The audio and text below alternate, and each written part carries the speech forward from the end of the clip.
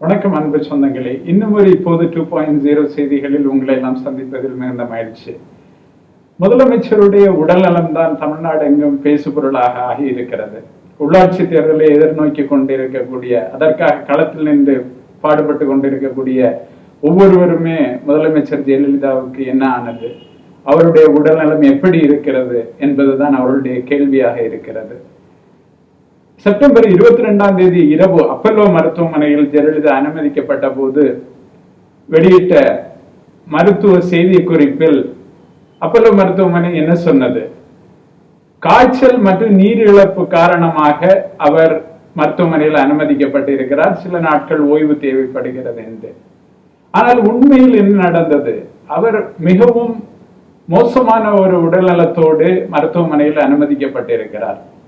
வெறும் காய்ச்சல் மற்றும் நீரிழப்பு என்றால் அதற்கு இவ்வளவு நாட்கள் ஓய்வு தேவையில்லை என்பதுதான் பொதுமக்களிடையே இவ்வளவு சந்தேகங்களும், குறிப்பாக எதிர்கட்சிகள் இதை தங்களுக்கு சாதகமாக அதை வைத்து வதந்திகளை பரப்புவதற்கு காரணமாகவும் அமைந்தது. ஒரு செய்தியை நாம் முழுமையாக வெளியிடும் போது அல்லது ஒரு செய்தியை உண்மையாக வெளியிடும் போது அது தொடர்பான வதந்திகளும் அது தொடர்பான பிரச்சனைகளும் மிக குறைவாகவே இருக்கும்.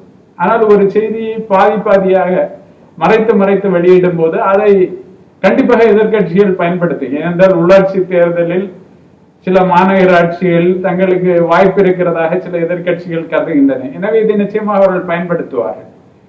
எனவே முதலில் அவருடைய உடல்நலம் பற்றிய உண்மையை வெளிப்படுத்தி இருக்க வேண்டும் என்கிற ஒரு எதிர்பார்ப்பு இருக்கிறது. ஏன் அந்த உண்மையை வெளிப்படுத்தவில்லை? உலகம் முழுவதும் அரசியல் தலைவர்கள் தங்களுடைய இமேஜ் பாதிக்கப்பட்டுவிடும் என்று, அது பிரணாப் முகர்ஜி தொடங்கி சோனியா காந்தி தொடங்கி எல்லோருமே இந்த விஷயத்தை செய்கிறார்கள்.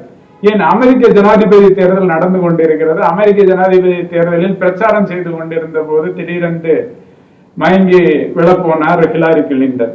அவருக்கு நிமோனியா என்று 3 நாள் அவர் பிரச்சாரத்தில் ஈடுபடவில்லை. அவருடைய உடல்நலம் என்னவாயிற்று என்று எல்லோரும் கேட்டார்கள்.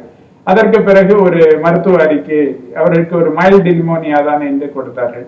அதே போல அவரை எதிர்த்து போட்டியிடக்கூடிய டொனால்டு டிரம்புடைய மருத்துவ அறிக்கை கேட்கப்பட்டது. அப்போது ஒரு பக்க மருத்துவ அறிக்கையை கொடுக்கிறார்கள், எக்ஸலண்ட் ஹெல்த், சிறந்த உடல் நலத்தோடு அவர் இருக்கிறார் என்று. எப்போதுமே உலகம் முழுவதுமே அரசியல் தலைவர்கள் தங்களுடைய உடல்நலத்துடைய முழு விவரத்தை வெளியிட்டால் தங்களுடைய இமேஜ் பாதிக்கப்படும் என்கிற ஒரு அச்சம் அவர்களுக்கு இருக்கிறது. தங்களுடைய இமேஜுக்கு செல்வாக்குக்கு எந்த சரிவம் வந்துவிடக் கூடாது.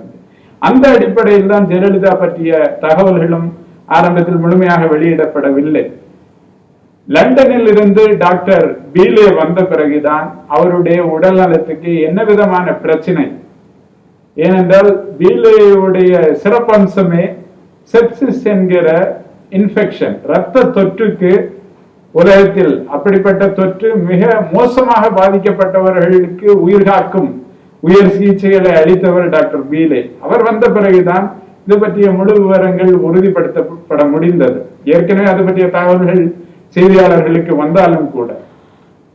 ஆனால் இந்த சூழ்நிலையை அரசியல் காரணத்திற்காக எதிர்கட்சிகள் பயன்படுத்துவதையோ, சமூக வலைத்தளங்களை பயன்படுத்தி அதை அரசாங்கத்தை பலவீனப்படுத்துவதற்கும் ஆளுங்கட்சியை பலவீனப்படுத்துவதற்கும் அவர்கள் இதை பயன்படுத்துவதையோ ஒரு வெறும் பிரச்சார உத்தி என்று ஒதுக்கிவிட முடியாது. ஆனால் இந்த பிரச்சார உத்திக்கு எது இடம் கொடுத்தது? முதலில் இந்த தகவலை அவர்கள் வெளியிட்டிருந்தால், குறைந்தபட்சம் அவர் நீண்ட ஓய்வு தேவைப்படுகிறது, கடுமையாக கடந்த 100 நாட்கள் ஆட்சிக்கு வந்து 100 நாட்கள் கடுமையாக பணி சுமைகள் காரணமாக இருந்ததால் அவருக்கு இப்படியான ஒரு பாதிப்பு ஏற்பட்டிருக்கிறது, இப்படியான ஓய்வு தேவைப்படுகிறது என்பதை முன்கூட்டியே தெரிவித்திருந்தால் இவ்வளவு குழப்பங்கள் இவ்வளவு பதட்டங்களும் வந்திருக்க வேண்டியதில்லை. ஜெயலலிதாவுக்கு பிறகு யார் அதிமுகவை வழி நடத்துவது? ஜெயலலிதா பலவீனமாக இருக்கக்கூடிய நிலையில் இன்னொரு இடைக்கால முதலமைச்சர் நியமிக்கப்பட வேண்டும் போன்ற விவாதங்களுக்கெல்லாம் இடமளித்திருக்க தேவையில்லை. என்றால் இப்போது அவர் ஆளுநர் வித்யாசாகர் ராவ் நேரில் பார்த்து சொன்னது போல அவர் உடல்நலம் தேறி வருகிறார். இன்றைக்கு இந்து நாளிதழுடைய முன்னாள் எடிட்டர் மாலினி பார்த்த சாரதி கூட அவருடைய நண்பர் நேரில் சென்று பார்த்து உறுதிப்படுத்தியதன் அடிப்படையில் அவர் உடல்நலம் மிக குணமாகி வருகிறது, அபாயகரமான கட்டங்களை எல்லாம் கடந்து விட்டார் நல்ல நினைவோடு இருக்கிறார் போன்ற விஷயங்கள் எல்லாம் நம்பிக்கை தரக்கூடிய செய்திகளாக இருக்கின்றன. இருந்தாலும் ஒரு அரசு தன்னை எப்படி நடத்தி கொள்ள வேண்டும், எப்படியான தகவல்களை எப்படி நிர்வாகம் செய்ய வேண்டும் என்பதற்கு இது ஒரு நல்ல பாடமாக அமைந்திருக்கிறது. இன்னும் ஒரு இப்போது 2.0 செய்திகளில் விரைவில் சந்திப்போம் நண்பர்களே. நன்றி, வணக்கம்.